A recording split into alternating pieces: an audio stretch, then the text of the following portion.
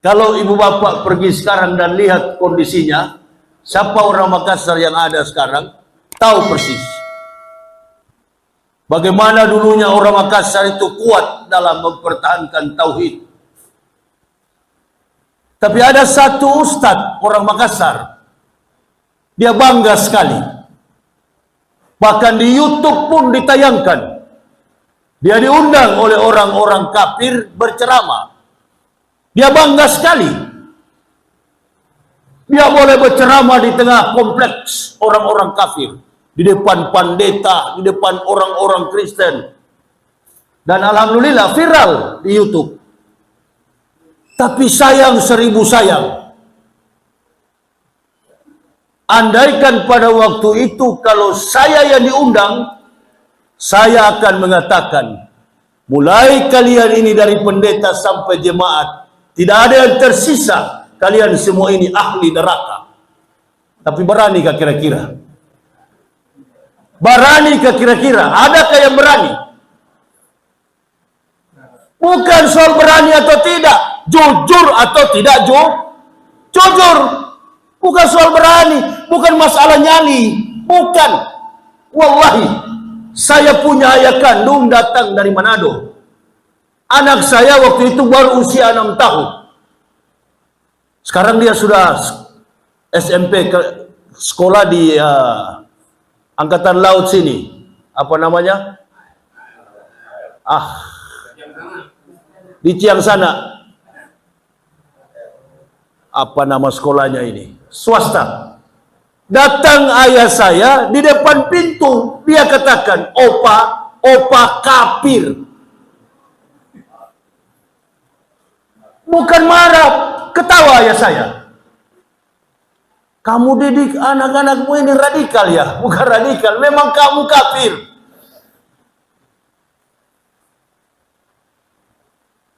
Kalau sayang kepada orang kafir, kulil haq walau kana murran. Katakan walaupun pahit.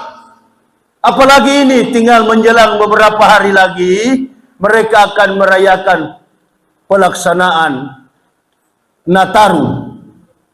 Merry Christmas and Happy New Year. Natal dan tahun baru. B.J. Bolan mengatakan, kami tidak tahu persis tanggal, bulan, tahun berapakah Yesus dilahirkan. Mereka tidak tahu prediksi tanggal, bulan, dan tahun berapakah Yesus dilahirkan. Isa Al-Masih itu dilahirkan 6 sebelum Masehi. Ketika Romawi menjajah Yerusalem, Urushalima, dari tahun 65 sebelum Masehi sampai 6 Masehi. Nah, pada tahun 6 sebelum Masehi lahirlah sosok laki-laki bernama Yesua. Yesua kemudian diarabikan nama anak ini menjadi Isa anak Maryam.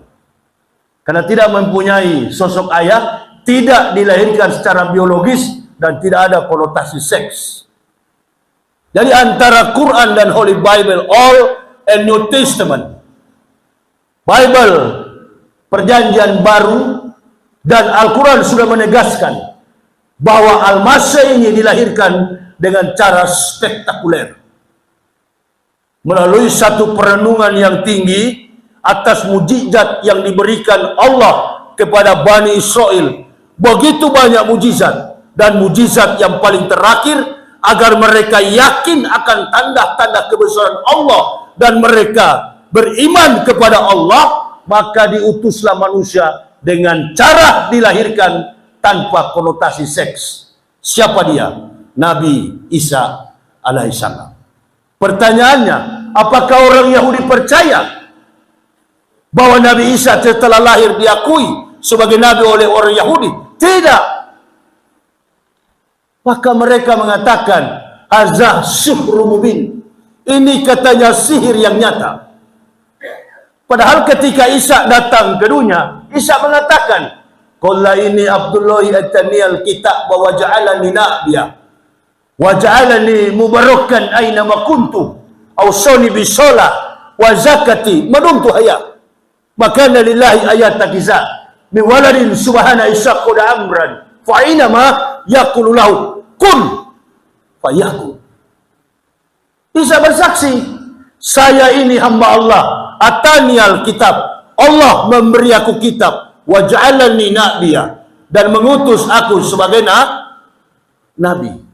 Kemarin Prabowo pergi ke luar negeri, pergi ke Cina, pergi ke Amerika, pergi ke Europe. Tanyaan saya kepada ibu bapak, waktu Prabowo berangkat ke Amerika, itu istana negara kosong atau ada Prabowo? Atau ada Prabowo? Kosong, karena Prabowo sedang bersilaturahmi keluar negeri. Ibarat orang tua sedang meninggalkan anaknya mencari nafkah. Kan orang tua pertama membebani anak istrinya dengan hutang besar. Artinya Mulyono meninggalkan, Jokowi meninggalkan utang besar, bebannya Prabowo yang tanggung. Nggak apa-apa Prabowo tanggung, yang penting jadi presiden. Kata Prabowo begitu kayaknya. Ya kelihatan sekali psikologisnya. Dia bela betul ini Pupu Fafa ini. Sudahlah, apapun terjadi, yang penting saya jadi presiden. Nah, ini tidak ada harga diri. Ini dia. Saya kemarin bicara di Makassar. Kalau saya jadi ustadz dan diundang orang kafir, saya katakan, kalian ini semua adalah ahli neraka, kecuali kalian kembali kepada Aina dina indallahil Islam. Kesempatan untuk berdakwah. Begitu. Lebih baik tidak laku di pasaran dakwah. Nah, ini susahnya ustadz-ustadz ini, popularitas, mencari keuntungan, mencari apa namanya, popularitas, mencari apa ya ini yang ribut sekarang, keuntungan finansial. Kendati berebut nasab, ada yang nasab Wali Songo, ada yang Ba'alawi, ada lagi yang baru-baru ini ngaku turunan ke-9. Saya ini dari turunan kafir, saya bangga sekali ya. Oma opa saya Holland Spreken, didikan Belanda. Dari kecil kami dididik di gereja sampai menjadi seorang pendeta. Kami bangga dari aliran, dari nasab, dari keturunan kafir. Kami bangga. Dan kami tidak mengarang-arang cerita. Bapak saya pensiunan tentara, keluarga saya, ibu saya seorang guru. Dan kami tahu bahwa kehidupan kami adalah kehidupan penyembah berhala. Praktik okultisme. Kami melakukan musyrik, kafir di hadapan Allah. Laqad kafara allazina qalu innallaha masiihun Maryam. Karena kami mentuhankan anak Maryam selain Allah. Berarti kafir. Kafir. Jangan bilang bukan kafir. Kafir. Jelas sekali. Kalau Hindu saya tidak berani karena tidak ada ayatnya. Tapi kalau Kristen jelas-jelas kafir. Laqad kafara allazina qalu innallaha masiihun Maryam. Kafirlah orang-orang yang berkata Isa anak Maryam adalah Tuhan selain Allah. Nah, jadi ibu bapak, pemandangan dan suasana di Makassar itu, hotel-hotel, rumah-rumah makan. Coba tanya bini saya ini. Kami dua maghrib itu mau makan ikan bakar di pinggir jalan. Begitu mau masuk, innalillahi, ada pohon Natal. Dek, nggak jadi kita. Kenapa Pak? Ente lihat sana. Hah? Ente lihat situ, ada Santa Claus yang tergantung-gantung itu, kafir punya. Mundur kita. Nggak jadi kita makan. Ibu bapak, kenapa kita harus keras begini? Bukan benci. Bukan.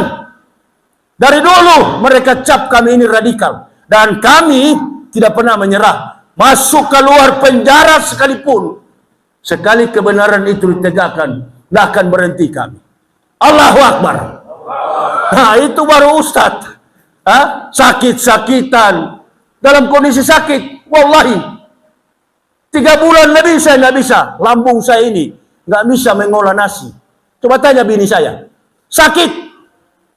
Lambung saya nggak bisa mengolah nasi. Diberikan nasi paling 1 sendok. Sudah kenyang. Makanan saya cuma kue. Allah masih pelihara. Allah masih berikan kesehatan.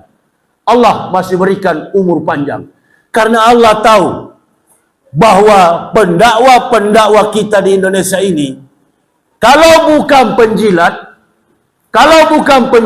pengecut. Supaya dakwanya dimuliakan, di mana ada penjilat, di sini dia ikut. Dulu dia menjilat Jokowi. Jago-jago menjilat semua. Setelah Jokowi turun, Prabowo sekarang yang dijilat. Sama-sama 2 tokoh, 2 pemimpin negara ini buta agama. Jadi bagaimana Ustadz kesinambungan Islam ke depan? Wallahu alam.